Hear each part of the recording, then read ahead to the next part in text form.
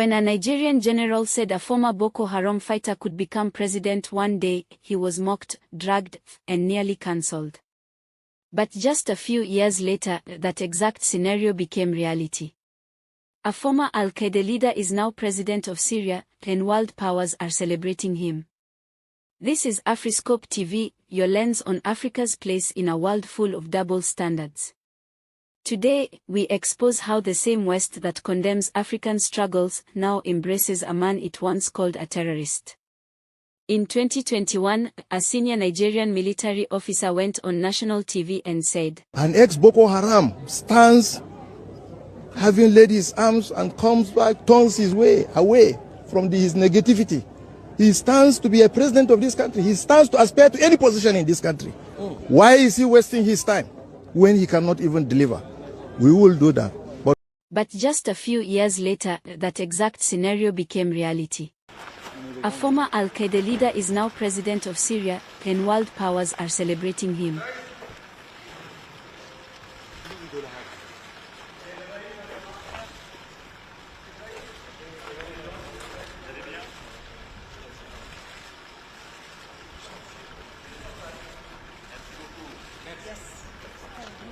With the support of leaders in this room, and they're great leaders, you are, we are currently exploring normalizing relations with Syria's new government, as you know, beginning with my meeting with President Ahmed al-Sharaa and Secretary Rubio's meeting with the Syrian foreign minister in Turkey after discussing the situation with Crown Prince Mohammed and President Erdogan of Turkey.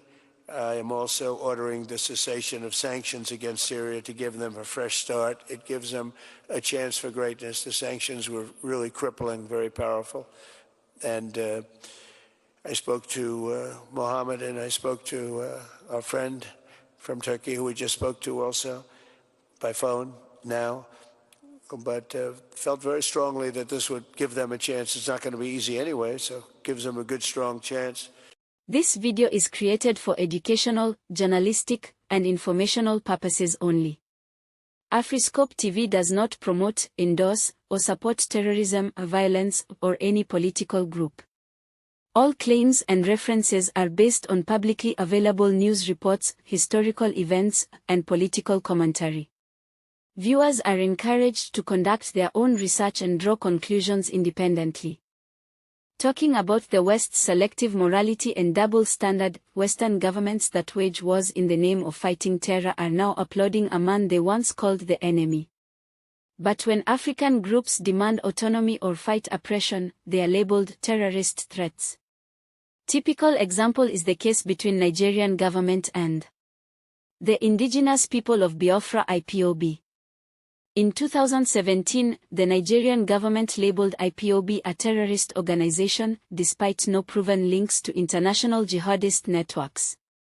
Its leader, Nnamdi Kanu, was kidnapped across borders and remains detained. In one of his trial, IPOB leader Motsi Namudi Kolu said, "Never be tried in any court of law in Nigeria. That's what the law says. Say it again. Anybody standing in trial or coming to try me is a terrorist." That's what their law says. As simple as that. Not me. As simple as that. Section 2, subsection 3F of Terrorism Prevention and Prohibition Act. That's what it says. Any court considered to try me is committing an act of terrorism. Yes. Very clear.